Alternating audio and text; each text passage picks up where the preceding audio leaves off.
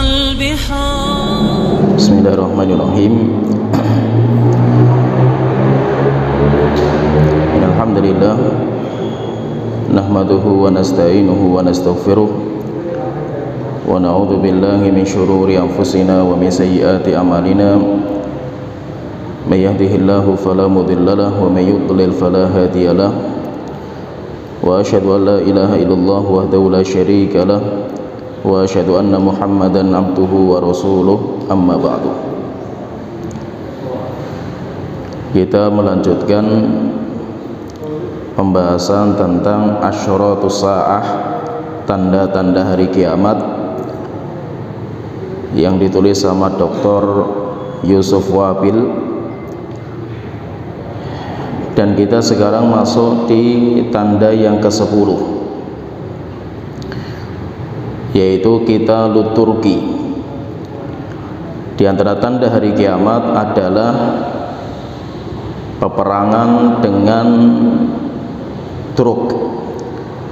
Turki, yaitu orang-orang Mongol, orang-orang Tatar. Yaitu di antara tanda hari kiamat akan terjadi peperangan besar dengan orang-orang Tatar, orang-orang Mongol, dan itu musibah terbesar yang menimpa kaum muslimin. Dan itu sudah terjadi,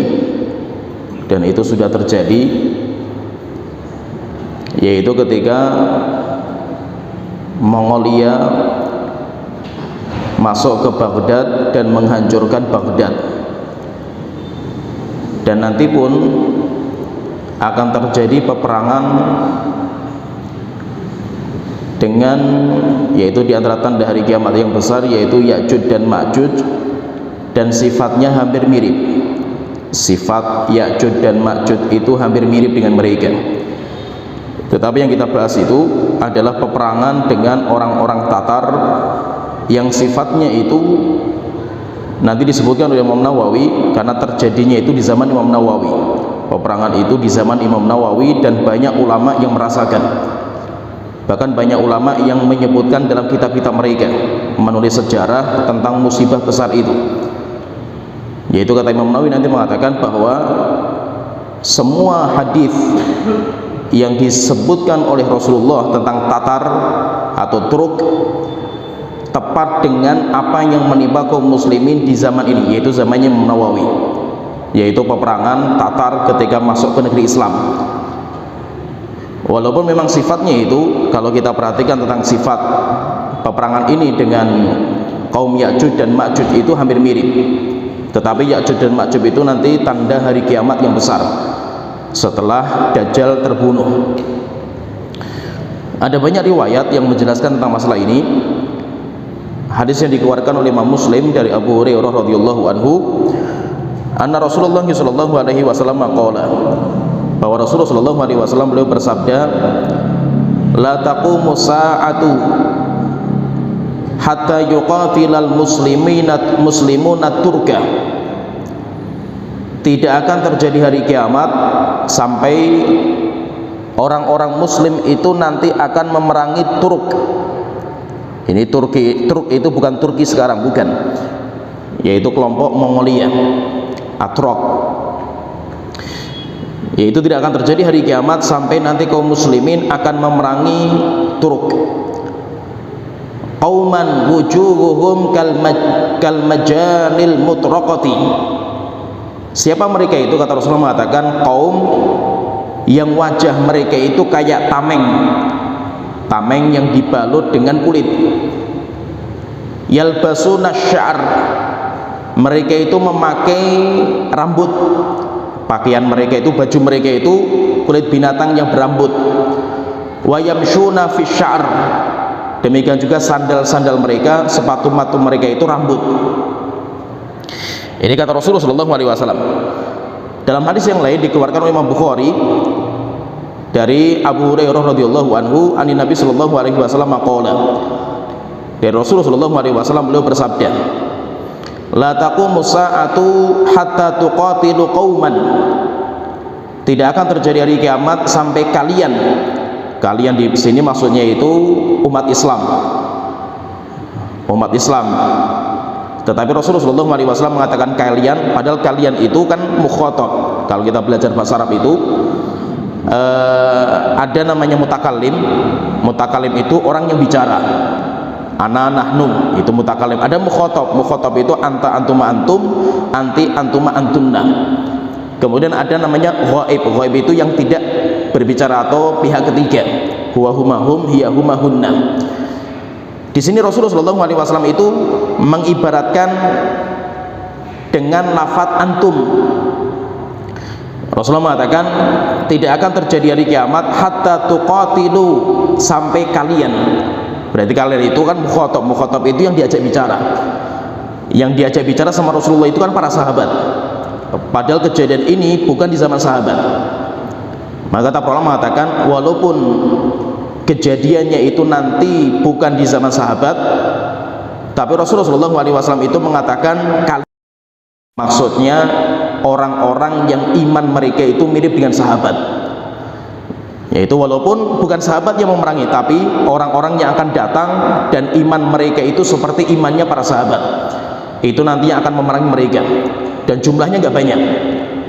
Nanti yang berhasil menghancurkan Tatar itu jumlahnya sedikit, tetapi dengan keimanan yang kuat mereka, tekad yang kuat, tawakal hanya kepada Allah, akhirnya Tatar pun bisa dipukul mundur. Nanti sedikit saya ceritakan sejarahnya. Rasulullah SAW beliau mengatakan,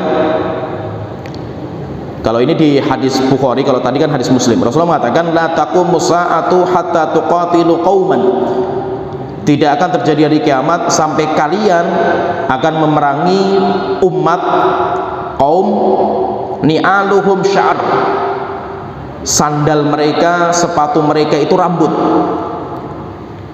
Wa hatta tuqatilut turuk, dan sampai nanti kalian memerangi orang-orang Atrok, orang-orang Turuk, Turkisman, orang-orang Turuk.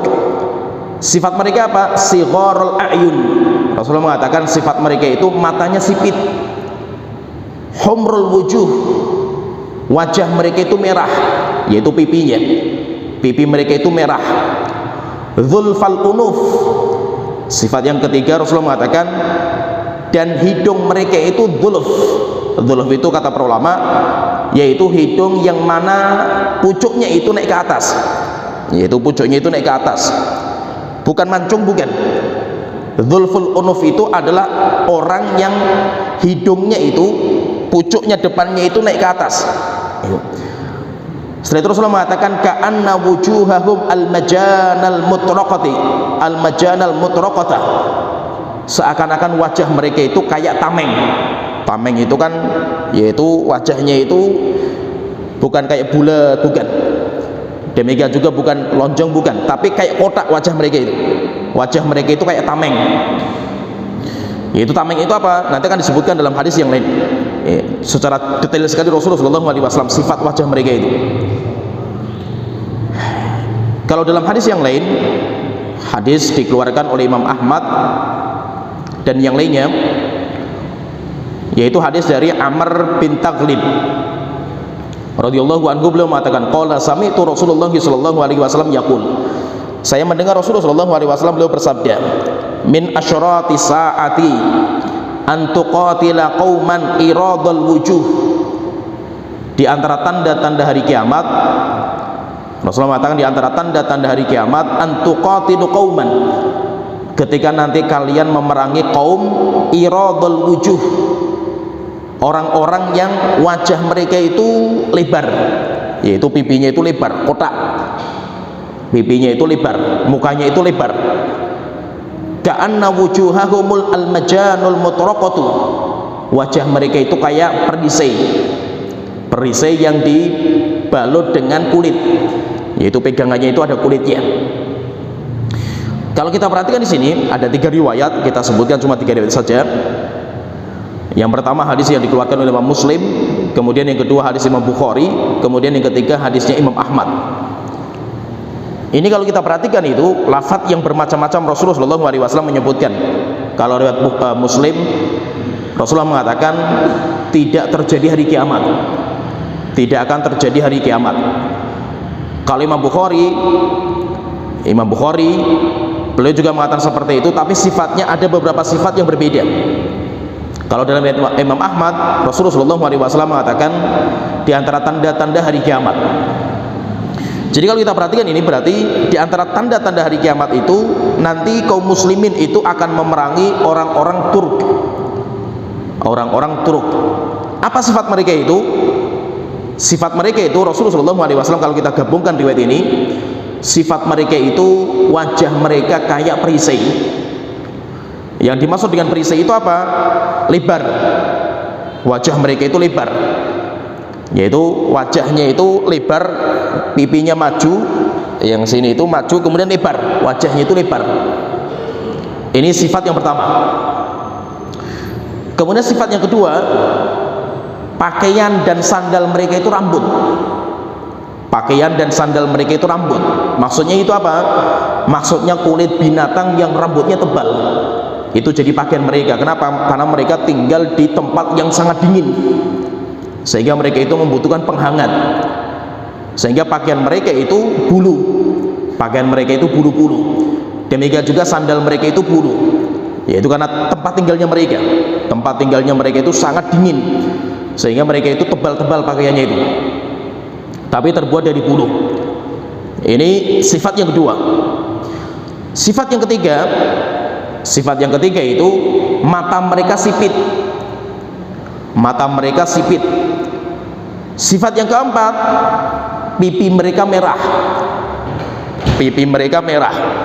Kemudian sifat yang kelima itu hidung mereka itu ke atas. Hidung mereka itu ke atas. Jadi ada 5 sifat. Kalau kita perhatikan dalam hadis ini, berarti ada 5 sifat ini. Dan kalau kita membaca sejarah, itu sebenarnya peperangan kaum muslimin dengan orang-orang Atrok, saya tidak mengatakan Turki, walaupun bahasanya itu dalam hadis itu Turk. Orang-orang zaman dulu itu mengatakan Turki, tapi itu Turk itu bukan Turki sekarang, tetapi daratan yang Turki kesana lagi sedikit, bukan Turki sekarang, yaitu daerah Mongol, Tibet, kesana lagi. Sebenarnya peperangan kaum muslimin dengan Turk itu, dengan Atrok, dengan orang-orang Mongolia, orang-orang Tatar, itu sudah dimulai sejak zaman sahabat, yaitu sejak zaman khilafah Bani Umayyah. Itu sudah dimulai. Tetapi nanti kata para ulama mengatakan, tetapi bukan di waktu itu yang dimaksudkan sama Rasulullah itu. Bukan di situ. Kenapa? Karena sifat-sifat yang detail tadi belum didapatkan. Memang peperangan dengan Mongolia itu sudah dimulai. Yaitu kapan? Sejak zaman Muawiyah. Sejak zaman Muawiyah, ketika negeri Islam itu diluaskan itu, maka nanti perluasan Islam itu sampai ke Cina, dataran Cina sampai nembus ke sana lagi, dan luar biasa, yaitu luasnya kerajaan kaum muslimin waktu itu luar biasa. Ada sebuah riwayat ini menggambarkan zamannya Muawiyah. Di zaman Muawiyah bagaimana peperangan dengan mereka itu sebenarnya sudah dimulai, peperangan dengan mereka itu. Dari Abu Ya'la, beliau mengatakan an Muawiyah bin Khudayj, dari Muawiyah bin Khudayj, dia mengatakan, dia bercerita, kuntu inda Muawiyah ibn Abi Sufyanin. Pernah suatu ketika saya itu duduk bersama Muawiyah bin Abi Sufyan. Hina ja'ahu kitabun min amirihi. Tiba-tiba datang sebuah surat dari gubernurnya beliau. Amil itu gubernur yang diangkat beliau untuk mengurusi sebuah negara yang ditaklukkan. Jika ada negara ditaklukkan, maka nanti ada pemimpin, gubernur.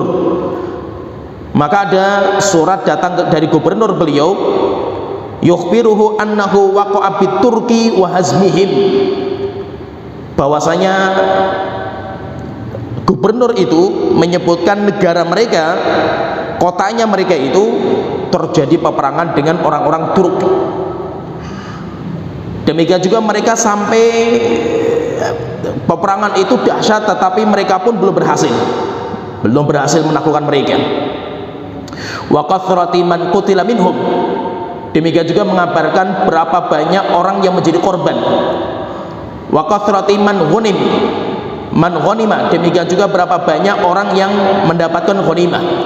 Fa ghadiba Muawiyah min dzalika, akhirnya Muawiyah itu marah. Muawiyah itu marah ketika kaum muslimin itu mulai mengganggu orang-orang Atraq, orang-orang Mongol. Akhirnya Muawiyah itu marah. Tsumma amara ayyaktuba ilaihi, akhirnya Muawiyah mengatakan, tolong tuliskan kepada sekretaris beliau, tuliskan sebuah surat, kirim kepada gubernur saya ini. Maka beliau mengatakan, kata Muawiyah mengatakan dalam suratnya, qad fahimtu mimma qulta, saya sudah sangat faham apa yang kamu ucapkan. Ma qatalta wa ma ghanimta, apa yang kamu perangi, apa yang kamu bunuh, siapa yang kamu bunuh, dan berapa ghanimah yang sudah kamu dapatkan, saya mengetahui. Fala u'limanna ma udda li syai'in min dzalika, dan aku akan mengabarkan kepada kamu musibah gara-gara kamu mengganggu mereka, gara-gara kamu itu mengganggu mereka itu. Wala qataltahum, dan saya katakan kepada kamu, jangan memerangi mereka, jangan memerangi orang-orang Mongol, hatta ya'tiyani amri, kecuali karena perintah saya. Kalau saya sudah memerintahkan, perangi, tapi kalau saya tidak perintahkan, jangan. Akhirnya ketika ditulis surat ini, terjadilah diskusi. Nanti gubernurnya surat lagi bertanya, lima ya Amirul Mukminin, wahai Amirul Mukminin, yaitu Muawiyah, kenapa wahai Muawiyah, kenapa kita nggak boleh memerangi mereka? Kan kita mau meluaskan negeri Islam itu, kenapa kita nggak boleh memerangi mereka? Maka Muawiyah mengatakan, sami itu Rasulullah sallallahu alaihi wasallam, saya mendengar Rasulullah sallallahu alaihi wasallam beliau bersabda, la tadharanna at-turku 'alal Arab. Rasulullah mengatakan, dan ini kata Rasulullah itu, Rasulullah mengatakan nanti orang-orang Atraq akan menang dari orang Arab, yaitu nanti orang-orang Atraq itu nanti mereka itu akan menang dari orang-orang Arab. Orang-orang Arab akan digilas sama mereka itu. Orang-orang Arab nanti akan ditaklukkan sama mereka.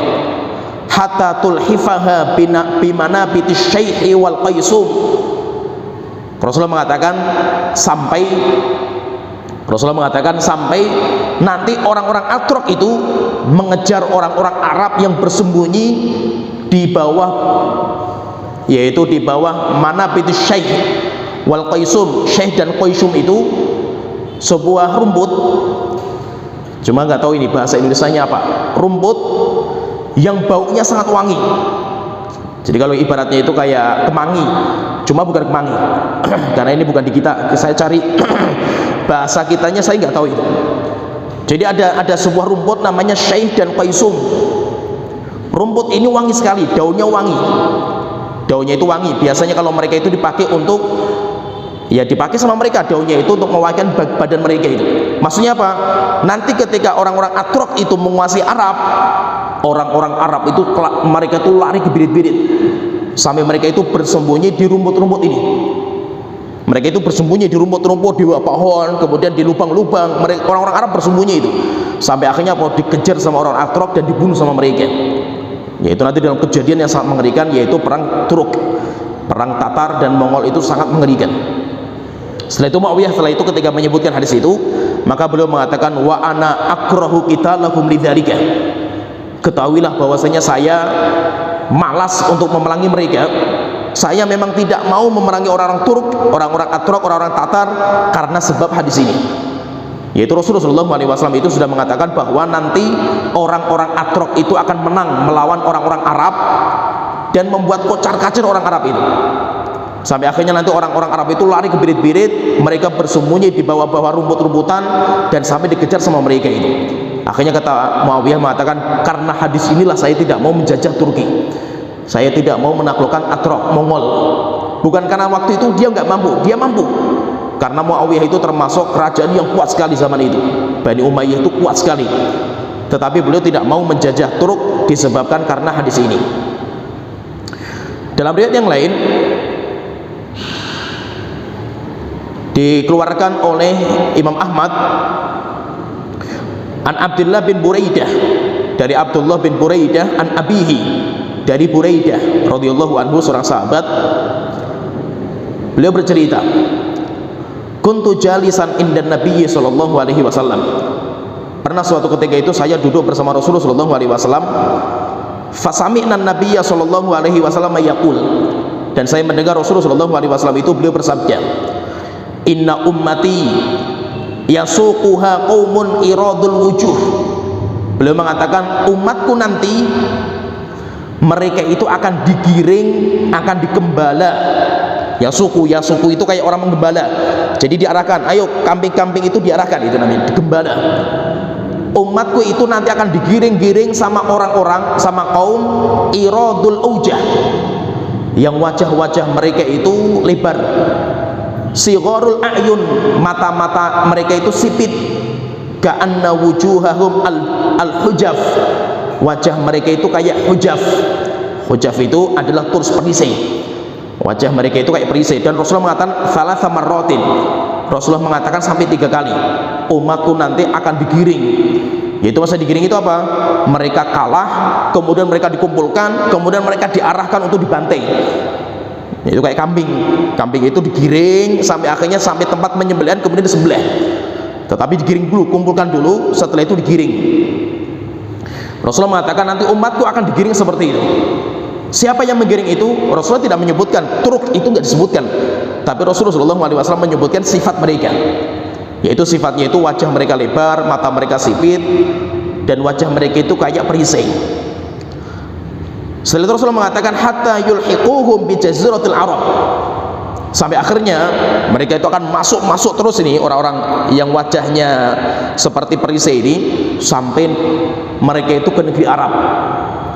Amma sabiqatul ula fayanju man haraba minhum, sedangkan kelompok yang pertama, yaitu nanti umat Islam itu nanti akan terpecah menjadi 3 golongan.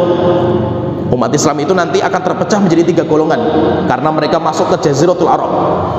Golongan yang pertama, orang-orang yang selamat dari mereka, yaitu orang-orang yang tidak mereka bantai, orang-orang yang selamat dari mereka.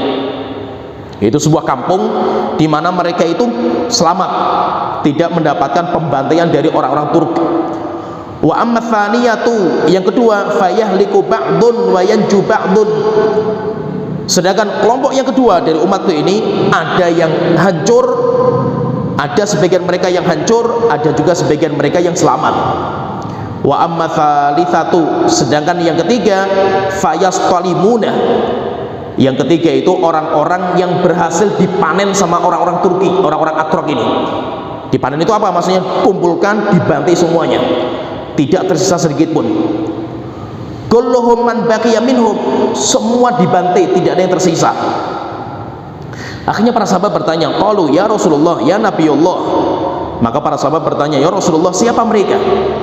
Siapa mereka yang nanti akan menggiring kaum muslimin, yaitu umat Islam, kemudian ada di antara kaum muslimin yang dibantai habis ini? Siapa mereka? Manhum, siapa mereka ya Rasulullah? Maka Rasulullah mengatakan humut Turk, mereka adalah orang-orang Turk, orang-orang Atrok. Setelah itu Rasulullah SAW mengatakan, qala amma walladzi nafsi biyadihi, demi zat yang jiwaku di tangannya, yaitu kata Rasulullah, demi Allah Ta'ala, demi Allah yang jiwaku di tangannya, layar pitonna khuyulahum ila sawari masajidil muslimin. Demi Allah, kata Rasulullah, demi Allah, nanti orang-orang Turk ini akan masuk ke masjid-masjid kaum muslimin, dan mereka itu mencancang kuda-kuda mereka di tiang masjid. Jadi masjidnya itu nanti dijadikan base camp kuda-kuda mereka, sehingga nanti masuk ke masjid-masjid kaum muslimin dan kuda itu diikat di tiang-tiang masjid. Yaitu berarti apa? Ketika hancur kaum muslimin, akhirnya tempat ibadahnya Islam itu dijadikan tempat kandang kambing, kandang kuda sama mereka, tempat kandang kuda untuk mengikat kuda-kuda mereka sama orang-orang Turk ini. Setelah itu ketika menyebutkan hadis ini, kata Buraidah mengatakan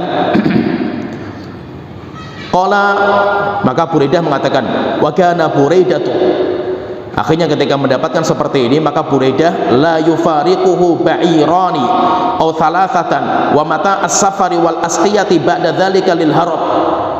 Buraidah itu ketika memberikan hadis ini, maka beliau itu setiap waktu dia itu bersiap-siap untuk melarikan diri. Sehingga apa? Setiap kemana saja beliau itu berjalan, beliau itu sudah bersiap-siap untuk melarikan diri. Kenapa?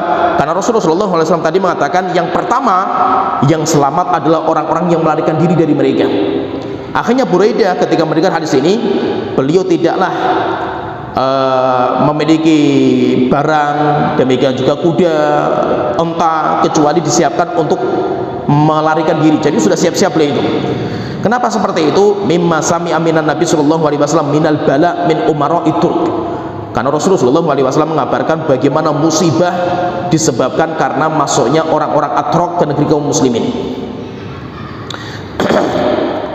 Demikian juga para sahabat itu, karena Rasulullah sering menyebutkan masalah ini, dan ngeri sekali Turki ketika nanti ketika masuk ke negeri Islam, akhirnya para sahabat itu diantara mereka itu sudah masyhur ucapan mereka, ucapan para sahabat, walaupun sebagian mengatakan itu marfu sampai ke Rasulullah, tapi riwayat yang marfu lemah, yaitu Abdullah bin Mas'ud, demikian juga yang lainnya itu sering mengatakan apa?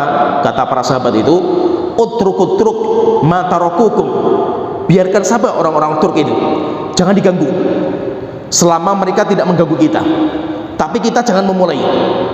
Kita jangan memulai. Kenapa? Kalau kita memulai, kita akan dibantu sama mereka itu. Akhirnya apa? Sikap para sahabat itu menghadapi orang-orang Turk, mereka diam.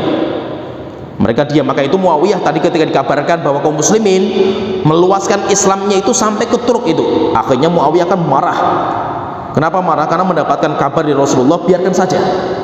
Ya, biarkan saja orang-orang Turk itu jangan diganggu. Karena kalau sudah mereka marah, nanti mereka akan masuk ke negeri Islam, akhirnya Islam akan dihancurkan sama mereka. Al-Imam Al-Qurtubi ketika mengisahkan tentang kisah Turk ini dalam kitab beliau At-Tadhkirah fi Umuril Akhirah, ketika menyebutkan di antara tanda-tanda hari kiamat itu perang dengan Turk ini, maka beliau mengatakan, kata Imam Al-Qurtubi, yaitu beliau mengatakan tentang keluarnya Turk ini, wa annahum kharaju thalatha marratin 'alal muslimin. Orang-orang Turk itu, orang-orang Tatar, mereka itu masuk ke negeri Islam itu 3 kali tahapan. Mereka itu masuk itu 3 kali tahapan. Tahapan yang pertama, mereka bisa dihancurkan sama kaum muslimin. Kemudian setelah itu mereka mengumpulkan pasukan lagi, muncul tahapan yang kedua, dikalahkan juga sama kaum muslimin. Sampai akhirnya muncul tahapan yang ketiga. Yaitu kata beliau mengatakan wa kana khurujuhumul akhir. Yang dibahas para ulama itu muncul yang ketiganya itu, yang paling mengerikan itu yang ketiga, karena mereka berhasil. Walaupun nanti perjalanan waktu itu pun juga bisa dipukul mundur sama kaum muslimin. Yaitu beliau bercerita, kata beliau, wa kana khurujuhumul akhir, keluarnya fase terakhirnya orang-orang Tatar. Nanti setelah itu kalau mereka kalah, nanti mereka masuk Islam. Jadi nanti Tatar itu, Mongolia itu nanti mereka masuk Islam akhirnya itu. Tetapi keluarnya yang ketiga, yang paling akhir itu, kata beliau, tadmiruhum Baghdad. Ketika mereka berhasil masuk ke negeri Islam, sampai Baghdad itu diporak-porandakan, sehingga negeri Baghdad kehancur-hancuran negeri Baghdad itu, sampai kaum muslim itu bersimbah darah, sampai masjid itu banjir darah. Sampai kata para ulama mengatakan Baghdad ketika Tatar masuk, banjir darah Baghdad itu. Masjid-masjid dibakar, perempuan-perempuan diperkosa, demikian juga anak-anak dicincang, dibakar sama mereka. Rumah-rumah hampir tidak ada yang selamat di Baghdad itu. Sampai kitab-kitab para ulama itu dimasukkan ke sungai, dijadikan sebagai jembatan mereka, sehingga mengerikan. Sampai banyak ulama itu yang tidak mau menceritakan, seperti Al-Imam Ibnu Athir, beliau nganak-nganak kitab sejarah, tapi ketika masuk sejarah Tatar masuk ini, beliau mengatakan, saya ketika mau menyebutkan sejarah masuknya Tatar ke Baghdad, sampai itu saya itu masih ragu-ragu itu antara nulis maupun tidak. Kenapa? Karena kalau saya harus menulis sejarah itu, saya mengingat masa-masa kelam bagaimana musibah menimpa kaum muslimin di Baghdad. Akhirnya apa? Beliau itu istikharah kepada Allah Ta'ala. Padahal beliau itu nulis kitab sejarah itu, tapi ketika berhenti kepada kisah Baghdad ini, maka beliau itu sempat ragu untuk tidak mencantumkan. Kenapa? Karena akan mengembalikan memori bagaimana ngerinya Baghdad ketika Tatar itu masuk. Akhirnya beliau mengatakan, saya ragu mau nulis atau tidak, tapi kalau saya nulis, saya mengingatkan kembali itu luka lama kaum muslimin terhadap Baghdad yang jatuh di tangan orang-orang Tatar ini. Akhirnya setelah itu beliau pun nulis. Beliau itu ketika menulis, apa kata beliau itu? Sampai saya ketika menulis tulisan ini bertuturan air mata itu, yaitu mata saya itu berceceran air mata. Kenapa? Saya merasakan bagaimana ngerinya Baghdad. karena beliau termasuk orang yang melihat langsung itu bagaimana kejadian itu. Beliau termasuk orang yang melihat, sehingga beliau ketika menulis itu sambil meneteskan air mata. Kenapa? Karena mengingat luka lamanya, bagaimana Baghdad hancur di tangan mereka. Kata beliau, kata Imam Al-Qurtubi, beliau mengatakan fase yang ketiga orang-orang Tatar ketika masuk ke Islam itu yaitu sampai tadmiruhum Baghdad, mereka menghancurkan kota Baghdad, wa qatluhum lil khalifati wal ulama'i wal umara, dan mereka itu membantai khalifah, demikian juga keluarga kerajaan, para ulama, orang-orang awam, wal fudola wal ibad, orang-orang ahli ibadah, semuanya dibantai sama mereka. Setelah itu beliau mengatakan wa annahum awghalu fil bilati hatta malaku Syam, sampai habis Baghdad. Ketika sudah habis, setelah itu masuk ke Syam, sampai menguasai Syam muddatan yasiratan, dalam waktu sekejap jatuh juga Syam itu. Wa dakhala ru'buhum ad-diyar misriyah, sampai akhirnya apa? Orang-orang Mesir ketakutan. Baghdad jatuh, setelah itu masuk ke Syam, dalam waktu yang singkat jatuh juga Syam itu. Setelah itu orang-orang Mesir ketakutan. Kenapa? Setelah itu misinya Mesir dihancurkan juga itu. Ila an tasadda lahum al-malikul mudhaffar al-mulaqab bil Qudus. Nah, ini yang pertama kali bisa memukul mundur orang-orang Tatar ini, sampai muncul seorang raja yang sangat soleh sekali di Mesir, yaitu namanya Qutuz, yaitu namanya raja itu dijuluki dengan julukan Al-Qutuz. Di sebuah peperangan yang sangat terkenal sekali dinamakan dengan fi ma'rakati Aini Jalut, perang namanya Ainul Jalut nanti. Jadi peperangan yang dahsyat yang paling terkenal melawan Tatar itu ada dua. Peperangan yang paling terkenal itu ada dua. Yang pertama perang Ainul Jalut, kemudian yang kedua perang yang dipimpin sama Syekhul Islam Ibnu Taimiyah, namanya perang Syakhab, perang yang sangat terkenal sekali melawan Tatar, sampai akhirnya Tatar habis juga. Setelah itu nanti mereka berbondong-bondong masuk Islam Tatar itu. Dinamakan dengan Ainul Jalut, perangnya itu namanya Ainul Jalut karena kisahnya itu kayak perang antara Talut dan Jalut. Jadi perangnya itu kayak gitu. Sampai beliau mengatakan fakana lahun nasru wa dhafar alaihim. Dalam peperangan ini kaum muslimin jumlahnya nggak banyak, sedikit sekali jumlahnya itu, tetapi orang-orang mukmin yang beriman kuat kepada Allah Ta'ala sampai akhirnya bisa mengalahkan orang-orang Tatar. Beliau mengatakan itu kamakanan nasru di Talut, bagaikan ceritanya itu, kata beliau mengatakan ceritanya itu mirip dengan Raja Talut ketika melawan Jalut, sehingga perangnya itu namanya Ainu Jalut. Wa tafarraqat jumu'uhum, akhirnya ketika sudah dilawan sama Al-Qutuz ini, akhirnya orang-orang Tatar itu pura-puranda juga itu, kocar-kacir mereka itu. Wa kafallahul muslimina syururahum, maka Allah Ta'ala menjaga kaum muslimin dari kejelekan mereka setelah Al-Qutuz ini. Itu perang Al-Qutuz ini, kalau kita membaca sejarah, Masya Allah itu dahsyat peperangan ini. Tetapi yang paling menarik itu apa? Yang paling menarik itu sebelum peperangan. Yang paling menarik itu sebelum peperangan. Demikian juga nanti perang Syakhab, Syekhul Islam itu, Masya Allah luar biasa peperangan itu. Menunjukkan apa? Bahwasanya Islam itu nggak butuh banyak orang. Untuk melawan orang kafir itu nggak butuh banyak orang. Kenapa? Karena banyaknya orang itu nggak ada manfaat di hadapan Allah Ta'ala. Peperangan kaum muslimin itu zamannya Rasulullah itu, hampir semua perangnya Rasulullah itu jumlahnya umat Islam itu lebih sedikit daripada orang kafir. Tetapi yang menentukan kita menang tidaknya itu bukan banyaknya jumlah, bukan, tetapi apa? Kekuatan iman. Yang menentukan itu adalah kekuatan iman, bukan jumlahnya. Maka ketika perang Hunain, ada satu peperangan di mana jumlah Islam itu lebih banyak daripada orang kafir, yaitu perang Hunain. Ketika perang Hunain jumlahnya 12.000, itu banyak sekali kaum muslimin itu. Akhirnya ketika kaum muslimin berjalan, akhirnya kata mereka mengatakan lam nughlab minal qillah. Kita sekarang nggak mungkin kalah. Kenapa? Karena kita sekarang jumlahnya banyak. Akhirnya ketika kaum muslimin sampai ke Hunain, langsung diserang sama orang-orang kafir sebelum subuh. Akhirnya kocar-kacir orang-orang kaum muslimin itu, walaupun sampai terakhir nanti menang kaum muslimin itu, tapi awal-awal kocar-kacir sampai Allah Ta'ala mengatakan walam tughni ankum kathratukum, banyaknya kalian itu nggak ada manfaatnya di hadapan Allah Ta'ala. Kenapa? Karena Islam itu menang itu nggak butuh banyak orang. Yang dibutuhkan itu apa? Iman yang kuat. Ada sebuah cerita sebelum perang Jalut ini, Ainul Jalut itu, ada sebuah kabilah kecil di Mesir. Ada kabilah kecil itu, kabilah yang gak dianggap, kabilah yang tidak dianggap.